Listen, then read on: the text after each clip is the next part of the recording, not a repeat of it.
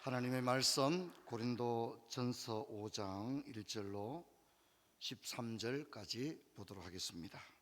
고린도전서 5장 1절로 13절입니다. 너희 중에 심지어 음행이 있다 함을 들으니 이런 음행은 이방인 중에서도 없는 것이라. 누가 그 아버지의 아내를 취하였다 하도다. 그리하고도 너희가 오히려 교만하여져서 어찌하여 통하니 여기지 아니하고 그 일 행한 자를 너희 중에서 쫓아내지 아니하였느냐. 내가 실로 몸으로는 떠나 있으나 영으로는 함께 있어서 거기 있는 것 같이 이런 일을 행하는 자를 이미 판단하였노라. 주 예수의 이름으로 너희가 내 영과 함께 모여 우리 주 예수의 능력으로 이런 자를 사탄에게 내주었으니 이는 육신에 멸하고 영은 주 예수의 날에 구원을 받게 하려 함이라. 너희가 자랑하는 것이 옳지 아니하도다. 적은 누룩이 온 덩어리에 퍼지는 것을 알지 못하느냐. 너희는 누룩 없는 자인데 새 덩어리가 되기 위하여 묵은 누룩을 내버리라. 우리의 유월절 양 곧 그리스도께서 희생하셨느니라. 그러므로 우리가 명절을 지키되 묵은 누룩으로도 말고 악하고 악에 찬 누룩으로도 말고 누룩이 없이 오직 순전함과 진실함에 덕으로 하자. 9절부터 같이 읽습니다. 내가 너희에게 쓴 편지에 음행하는 자들을 사귀지 말라 하였거니와 이 말은 이 세상에 음행하는 자들이나 탐하는 자들이나 속여 빼앗는 자들이나 우상 숭배하는 자들은 도무지 사귀지 말라 하는 것이 아니니 만일 그리하려면 너희가 세상 밖으로 나가야 할 것이라. 이제 내가 너희에게 쓴 것은 만일 어떤 형제라 일컫는 자가 음행하거나 탐욕을 부리거나 우상 숭배를 하거나 모욕하거나 술 취하거나 속여 빼앗거든 사귀지도 말고 그런 자는 함께 먹지도 말라 함이라. 밖에 있는 사람들은 판단한 것이야 내게 무슨 상관이 있으리요마는 교회 안에 있는 사람들이야 너희가 판단하지 아니하라. 밖에 있는 사람들은 하나님이 심판하시려니와 이 악한 사람은 너희 중에서 내쫓으라. 아멘. 우리 인사합시다. 반갑습니다. 잘 주무셨죠? 성도 여러분, 특세 9일 차입니다. 바울은 고린도 교회 7가지 정도의 문제를 고린도전서에서 다루는데 첫 번째 주제인 교회 분열의 문제는 1장부터 4장까지 우리가 잘 다루었습니다. 그리고 이제 오늘 5장과 6장은 윤리적인 문제를 다루는데 5장은 성적 타락에 관한, 성적 방종에 관한 문제를 다루고 있고 또 내일 살펴볼 6장은 세상 법정에 송사하는 문제. 교회 안에서 얼마든지 해결할 수 있는데 교회의 치리해를 거치지 아니하고 굳이 세상 법정에 형제를 고소 고발하는 사건에 관하여 그게 고린도 교회에 다 있었던 실제 상황입니다. 거기에 대하여 교훈을 하고 있습니다. 오늘 두 번째 주제는 교회 내 성적 타락을 방치하고 있는 문제인데 바울은 이 문제를 이미 다룬 적이 있습니다. 그래서 성경 볼 텐데요.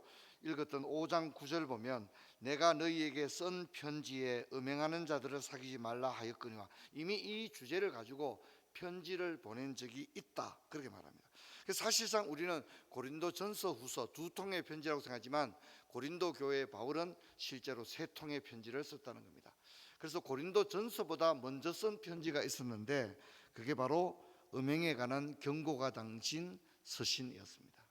그것은 지금 정경 66권 안에 들어와 있지는 않습니다. 그래서 오늘 바울이 고린도 전서를 쓰면서 내가 먼저 쓴 편지가 있었다 이렇게 함으로써 고린도에 편지를 보낸 게 처음이 아니었다는 겁니다.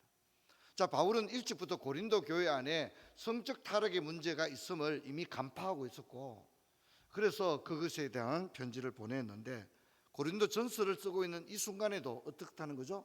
문제가 해결되지 않고 있었다는 겁니다. 여전히 성적 방종의 문제가 고린도 교회 안에 남아 있었다는 겁니다. 우리는 이제 이 고린도전서 5장을 보면 특히 5장 1절과 2절을 보면 바울의 이 편지의 5장의 서두는 이 주제를 꺼내는 서두는 아주 무겁고 준엄합니다. 조금도 이 주제를 에둘러거나 둘러가거나 회피하거나 그게 아니라 이 문제를 정면으로 맞닥뜨리고 있는 사도의 모습을 보면 우리가 치료받으려 그러면 저 아픕니다 엑스레이 찍자 그러면 엑스레이도 찍고 그래 해야 되지 않습니까? 그건 뭡니까? 치료받겠다는 의지가 분명한 거죠. 5장 1절과 2절은 바울의 그런 고린도 교회를 저렇게 방치해 두면 안 된다. 이 문제는 반드시 해결하고 고쳐야 한다 하는 의지가 5장 1절과 2절에 드러나고 있습니다. 너희 중에 심지어 음행이 있다 함을 들으니 이런 음행은 이방인 중에서도 없는 것이라. 누가 그 아버지의 아내를 취하였다 하는 도다. 그리하고도 너희가 오히려 교만하여져서 어찌하여 통한이 여기지 아니하고 이 일을 행한 자를 너희 중에서 쫓아내지 아니하느냐. 이제 문제는 뭐냐면 고린도 교회가 세상보다 못하다, 세상의 윤리 기준보다 더 못하다. 여기 아버지의 아내를 취했다는 것은 당시의 서사를 우리가 살펴보면 이것은 계모를 의미합니다. 계모가 아닌 진짜 친모일 경우에는 바울은 이것을 분명히 구분한다는 거죠. 그러므로 아버지의 계모를 취했다는 겁니다. 이 문제가 뭡니까? 세상보다 못한 일이 일어났는데 또 거기 또 문제는 뭐냐면 여기에 대한 문제의식을 가지고 있지 못했다는 겁니다. 야, 이런 일이 있어도 되겠나? 그렇게 생각하지 않았다는 거예요. 2절을 보면 통한이 여기지 아니했다는 겁니다. 한번 다시 합시다. 애통하는 자는 복이 있나니. 애통이 있어야 됩니다. 여러분, 우리가 정상적인 성령의 인도함을 받고 우리 안에 계신 성령님과 함께 민감하게 살아가는 사람이라면 사실 우리에게 어떤 특징이 있어야 되냐면요, 애통하는 마음이 있어야 됩니다. 시편 119편 한번 읽어보시기 바랍니다. 시간 단시거든. 예. 저는 할 수 있으면 시편 119편은 하루에 한 번씩 읽어도 좋다고 생각합니다. 시편 119편을 보면 그런 얘기 나오죠. 사람들이 하나님의 말씀을 믿지 않는 거예요. 하나님의 말씀을 농담으로 여기는 거예요. 그러니까 시편 기자가 어떻게 생각합니까? 혀를 끌끌 찬 게 아니에요. 사람들이 하나님의 말씀을 우습게 합니다. 하나님을 전혀 두려워하지 않습니다. 말씀을 무시하고 살아갑니다. 그런 장면을 지켜보고 있는 시인은 혀를 끌끌 차고 말세야 말세 그렇게 한 게 아니에요.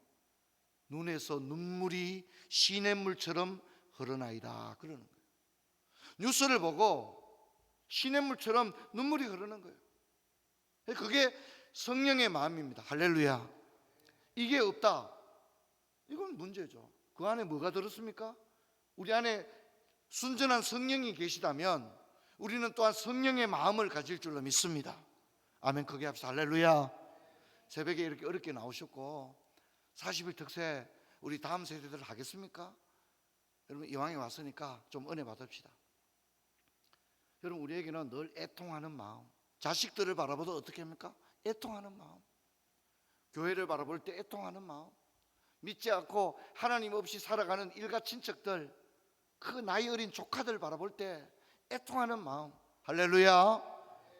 내가 이제 예전에 저는 교육자 생활 이력이 한 교회밖에 없습니다. 한 교회. 그 교회에서 교육 전도사가 제 교회 개척하기 전에 유일한 제가 교육자 생활의 이력인데, 그게 이제 장로님 한 분이 늘 새벽기도 나와서 이제 기도하시는데 서문시장에서 장사하시는 장로님이셨어요. 그 장로님은 서문시장 장사로 가야 되기 때문에 새벽기도 나왔다가 바로 서문시장으로 장사하러 가는 거예요. 그래서 이제 제가 또 제하고 거의 옆자리에 앉아 기도하는데 이분이 형제가 뭐 7남매인가 그러시거든요. 그러니까 장로님의 형제분이 7남매고 또 그 형제 7남매도 또 자녀들을 굉장히 많이 놓으셨어요. 그 형제분들이.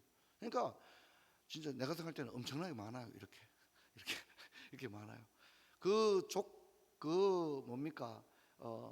조카들이 또 결혼해서 또 애들을 낳았어요. 근데 이 장로님의 특징이 뭐냐면 한 명도 빼지 않고 다 기도한다는 거예요. 그래서 저도 이제 같이 늘 기도하다 보니까 그 이름을 애울 정도로, 제가 웃으라고 하는 소리가 아니라 그 장로님의 마음, 형제들을 위해서 기도하고 조카들을 위해서 기도하고 또 조카들이 낳은 또 그 자녀들을 위해서 기도하고, 그런데 단 하루도 빼먹지 않고 이렇게 기도하는 거예요. 여러분, 우리가 이런 애통의 마음이 있어야 됩니다. 여러분, 우리가 이 새벽 기도 나와서 기도하는데 애통이 없으면 기도가 안 됩니다. 뭐 아무렇지도 않는데 그냥 기도할 일이 뭐가 있습니까? 애통이 있으면 주님은 그 애통의 기도를 들으시는 거예요. 할렐루야. 그 애타는 마음을 기도를 들으시는 거예요. 그리고 사실 또 우리에게는 뭐가 있었냐면 따릅시다. 희락. 크게 따릅시다. 희락. 기쁨이 있어야 됩니다. 기쁨. 세상 일로 인한 기쁨이 아니라 진리로 인한 기쁨. 진리로 인한 기쁨. 또 주님으로 인한 기쁨, 그런 기쁨이 늘 있어야 됩니다. 자기 자신을 체크할 때, 이 선생님 몸이 엉망인데요, 선생님 보니까 애통이 없습니다. 선생님 애통이 전혀 엑스레이 찍어도 안 나타나는데요, 선생님 기쁨이 전혀 없습니다. 기쁨이 마이너스 25입니다. 기쁨이 끊긴 지가 한 10년 되셨는데요, 기쁨의 샘이 말라버렸었습니다.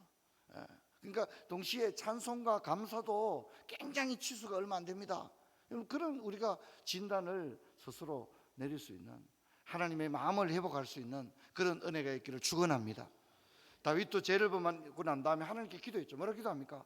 성신을 내게서 거두지 마옵소서. 구원의 기쁨을 회복시켜 주시고 자원하는 심령을 내게 주시고 정한 마음을 창조하여 주옵소서. 다윗이 말이죠, 범죄 이후에 다시 내 이러다가 큰일 나겠다, 다시 살려달라고 막 몸부림을 치는 겁니다. 우리가 그런 것이 있어야 합니다. 지금 이 고린도 교회 문제가 뭐냐면, 세상보다 못한 죄를 지었는데 통한이 여기지 않는다는 거예요. 뭐 어땠어, 뭐 그럴 수도 있지, 뭐 이렇게 하고 있다는 겁니다. 근데 심지어 어떤 문제냐면 6절에 가면요, 오히려 이것을 자랑하고 있다는 겁니다. 자랑하고 있다는 겁니다. 통한이 여기지도 아니하고 오히려 막 자랑한다는 겁니다. 이게 무슨 이게 교회라고 할 수 있겠습니까? 지금 이렇다는 겁니다. 근데 그런 자를 뭡니까? 쫓아내지 않는다는 겁니다. 교회 안에 권징 시스템이 가동되고 있지 않다는 겁니다. 권징 시스템이 가동되고 있지 않다는 겁니다. 얼마나 심각한 문제입니까?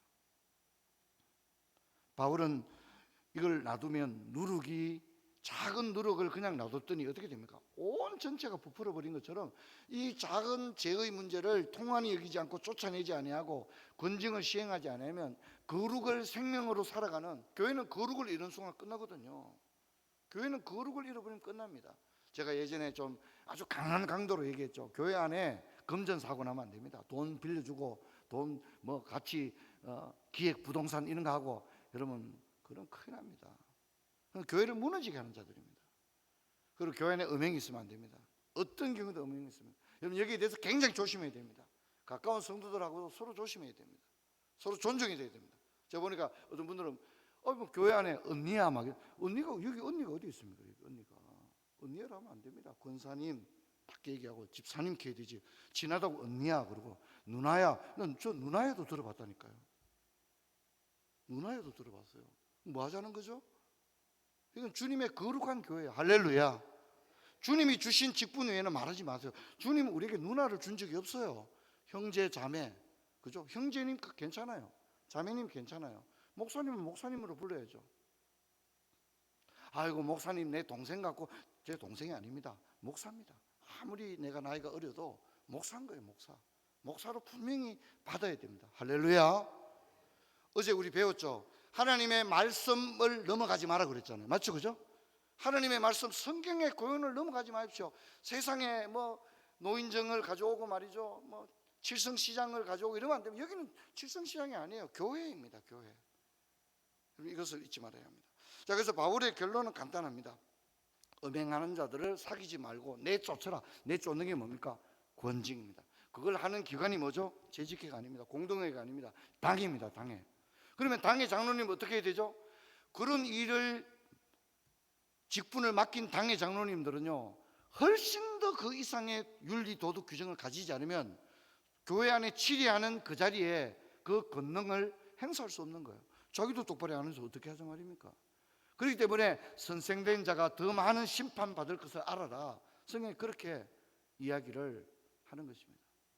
그 다음에 음행하는 자를 사귀지도 말고 먹지도 마라, 같이 먹지도 마라, 그런 얘기합니다. 여러분 이건 뭡니까? 여기에 교회의 명운이 걸렸기 때문입니다. 좀 그래도 되고 하는 그런 문제가 아니라 여기에 교회의 명운, 교회의 명운은 뭡니까? 주차장이 있느냐 없느냐의 문제가 아니에요. 교회의 명운은 거룩함에 있습니다. 할렐루야. 거룩함을, 우리 개인도 마찬가지입니다. 우리 가정도 마찬가지입니다. 아무리 사업 잘 때 뭡니까? 교회가, 가정이 완전히 무너졌는데 뭐가 무너졌습니까? 가정 안에 거룩이 무너진 거예요. 내 개인이 아무리 사회적으로 영달을 했다 할지라도 내가 하나님 앞에 거룩과 성결을 잃어버리면 완전히 모든 걸 잃어버린 거죠. 여러분, 우리가 좀 가난하게 살고 세상살이가 좀 고달퍼도 아버지 앞에 부끄럽지 않은 인생 되기를 주님 축원합니다. 주님 앞에 갔을 때 너 사업 얼마 했냐? 공장 몇 개 지었냐? 그런 얘기 안 합니다. 너 돈 얼마 벌었어? 연봉 얼마냐? 그럼 우리가 커피 마실 때 하는 얘기고요. 주님 앞에 가면 착하고 충성된 종아. 할렐루야. 그런 마음으로 갑시다. 우리의 전쟁은 무슨 전쟁입니까? 거룩의 전쟁입니다. 거룩의. 무슨 전쟁이라고요? 거룩의 전쟁. 거룩의 전쟁. 내가 이 거룩의 전쟁에 이겼는지 졌는지는 나 자신이 잘 알고, 이 거룩의 전쟁은 1950년도에 3년 동안 일어난 전쟁이 아니라 오늘 또 일어나고 있는 전쟁이고, 오늘 또 우리가 맞닥뜨려야 될 전쟁이 거룩과의 전쟁입니다. 이 싸움에서 승리하는 복된 은혜가 있기를 주의 이름으로 축원합니다. 우리 시간 박수 한번 치면서 힘있게 찬양하고 기도하고 돌아가겠습니다.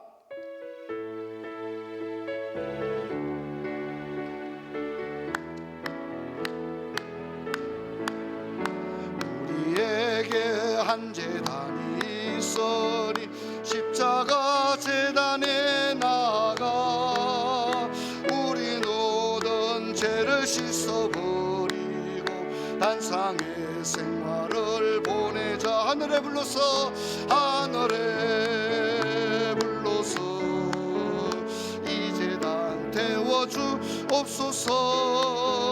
엘리야의 때와 같이 지금도 돌과 흙까지 태우소서. 무너진 제단을 다시 쌓고서 기도의 향불을 올리자. 제사장의 큰 사명을 위하여 기도의 전력을 바치자. 하늘에 불러서 하늘에 불러서 이 제단 태워주옵소서. 엘리야의 때와 같이 지금도 돌과 흙까지 태우소서. 십자가로 참 사랑 알게 되니 그 사랑 내게도 주시사. 원수 위에 달게 죽을 수 있는 끓는 가슴을 주옵소서. 하늘에 불러서 이 제단 태워주옵소서. 엘리야의 때와 같이 지금도 돌과 흙까지 태우소서. 오순절에 불러오신 성령이여 우리 교회 지금 태우사. 모든 성도 남김없이 녹이어 구원의 역사 주옵소서. 하늘에 불러서 이 제단 태워주옵소서. 엘리야의 때와 같이 지금도 불과 흙까지 태우소서. 불로 응답하는 신이 참 신이라 믿고 구하면 주시네. 바알신을 믿는 저들에게 살아계신 주를 보이사. 하늘에 불러서 이 제단 태워주옵소서. 엘리야의 때와 같이 지금도 돌과 흙까지 태우소서.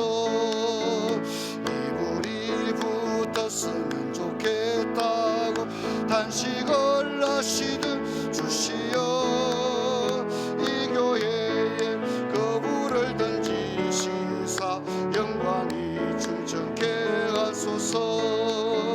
하늘에 불러서 이 제단 태워주옵소서.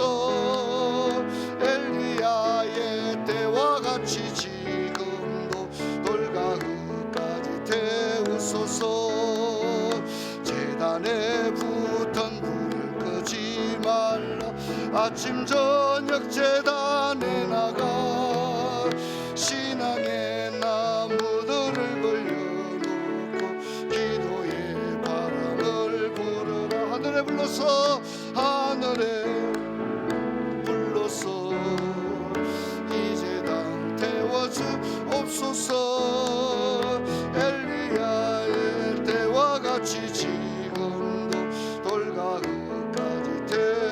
하늘에 불러서 하늘에 불러서 이제 당 태워주옵소서. 엘리야의 때와 같이 지금도 돌과 흙까지 태우소서. 할렐루야. 저는 막내여서